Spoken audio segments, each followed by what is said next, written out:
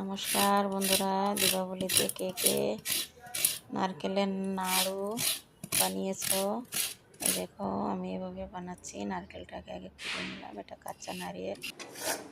এই যে গুড়টাকে এই যে একতারে চাশনি বানিয়ে নিয়েছি। নারকেলের নাড়ুর সঙ্গে সঙ্গে মুড়ির লাড্ডুও বানাবো। এই যে চাশনিটা করে একতারের ভিতরে এই যে মুড়িটা দিয়ে দিলাম। এবার একে গোল গোল এটাকে বানিয়ে নেবে এভাবে। এই যে হয়ে গেল লাড্ডু মুড়ির। এখন নারকেল আর চিনি দিয়ে ভালোভাবে এইভাবে চিনিটা যত সময় না গলে ভেজে নেব।